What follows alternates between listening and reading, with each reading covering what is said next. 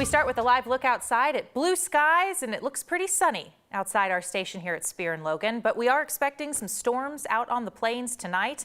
And earlier today, funnel clouds spotted out in Elbert County near the town of Kiowa. These pictures are from our viewer Deb from around 12:45 today. Lauren Robinson joins us out in the backyard this afternoon. I mean, another day with cloudy, but you're in sunshine now. So you know, and I'm loving it. I'm loving the sunshine on me outside in the 9 News backyard. Not every place in Colorado can say that, though, because we do still have some strong storms working their way across the plains. We even had a quick cell pop up between Broomfield and Arvada about an hour or so ago, and that dropped a little bit of hail there as well. But first, let's go ahead and look at some of the hail we saw with yesterday's storms. They were really strong across the plains in the southeastern corner of the state. Springfield reporting 4-inch hail.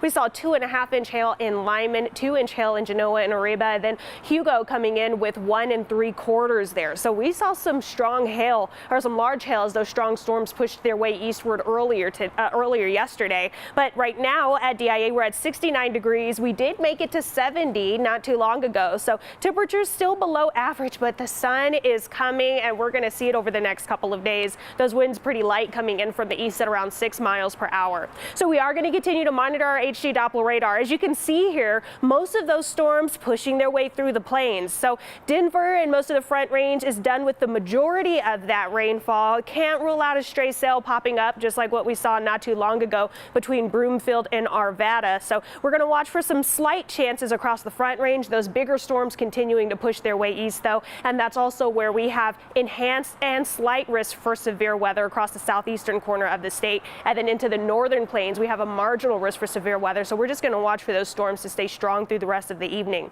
We do want to watch for that severe thunderstorm watch until 8 o'clock. That's again going to be the southeastern corner of the state, where we could see big hail, apple-sized, 75-mile-per-hour winds, and a few isolated tornadoes could still pop up. And in addition to that, we're going to watch for heavy rainfall. Again, the same areas, the central and southern plains here, where we're going to watch for that flood watch until 7 o'clock. We also have a flash flood warning in effect until 8:30. That's going to be Kit Carson and Cheyenne counties, where we could see almost twice as much rainfall between the end of today as what we're seeing yesterday. So we do still have a lot of rain and some strong storms out east. All of this will be clearing overnight, though, so we will see a sunny, warm Father's Day and for the next few days. So I'll have those details just ahead in my full 7-day forecast.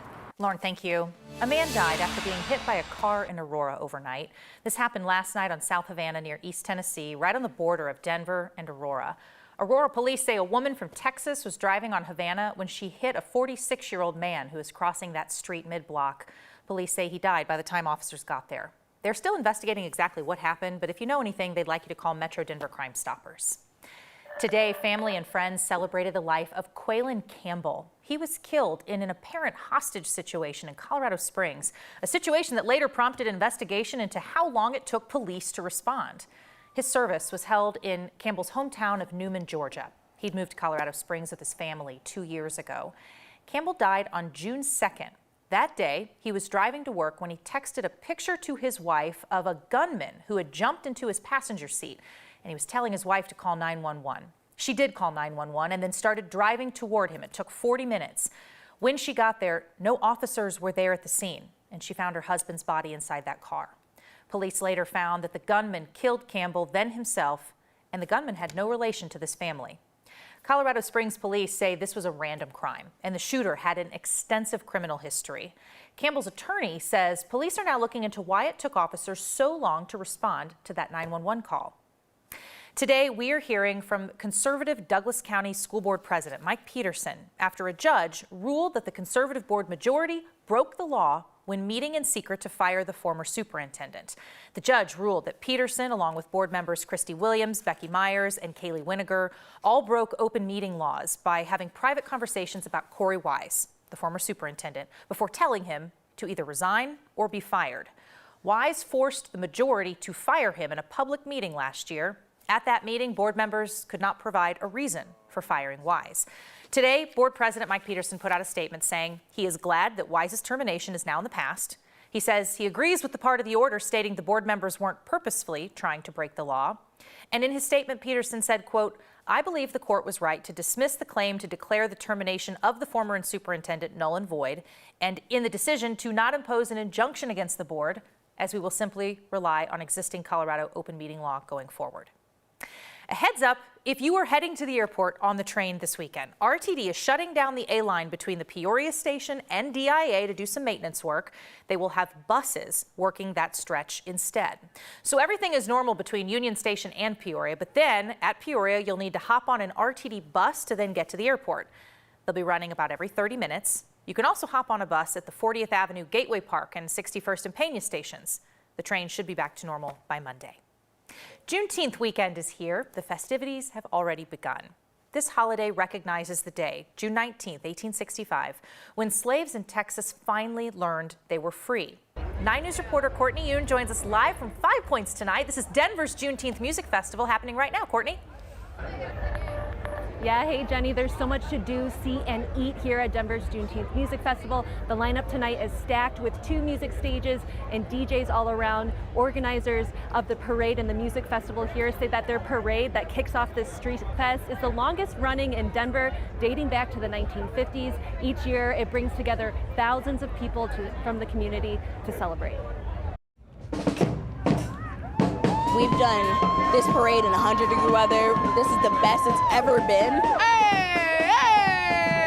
Hey! The kickoff to Juneteenth in Denver is the parade. Happy Juneteenth! Juneteenth means to me like a place to be myself. 17-year-old Ashlyn Salazar looks forward to this day every year. Woo! Let's go, Denver! For as long as she can remember. This was my life. This was what I was excited for when I was 5. Let's go, Lions! Let's go! Everyone lines up along 26th Avenue and is invited to celebrate. It's just been a part of my life. Like every year, I'll be like, hey, do you want to go to the Juneteenth parade? Happy Juneteenth! That's because for 15-year-old Christia Taylor, this holiday weekend is uplifting. Juneteenth is Black people's true freedom. And it connects everyone together. It's just very exciting to think about and be at, just be a part of something that's bigger than yourself. Ashlyn says it's about honoring her ancestors. This is bigger than this parade, bigger than us, and it's amazing that Colorado has one of the biggest, but people need to make the step to actually learn about the history. She wishes more people educated themselves about Juneteenth, to understand it's celebrated to mark the day the last enslaved people in the U.S. learned they were free. Juneteenth is a Black holiday, but we do involve every culture. The community is not just the Black community, it's everybody down here. Cheerleaders, football players, dancers, families, and friends. Community. Community is what I'm seeing and hearing. It makes you see that it's not just you, you're not alone. There's more people that are like you. It's a holiday to celebrate freedom and community. Expect love, affection, and a lot of good food. For generations, Black Americans have celebrated Juneteenth, but it wasn't recognized by the U.S. government until 2021, and that's when they made it a federal holiday. Last year, Colorado made Juneteenth its 11th state official holiday. And Denver's Juneteenth Music Festival is still happening right now. It's going on tonight, and it's also going on tomorrow. It's free to get in, and everyone is invited. Jenny? All right, and hopefully the weather will cooperate. Courtney, thank you. Longmont is also celebrating Juneteenth this weekend at Roosevelt Park. After a day full of festivities today, tonight there is a show at the Longmont Theater Company that starts at 7. And Erie also hosting Juneteenth festivities tonight for the 3rd year now. Those celebrations run until 9 p.m. in downtown Erie on Briggs Street. That one is also free. The Nuggets are out partying all over the place right now, but after winning the championship, it was time to go to work for 2 players.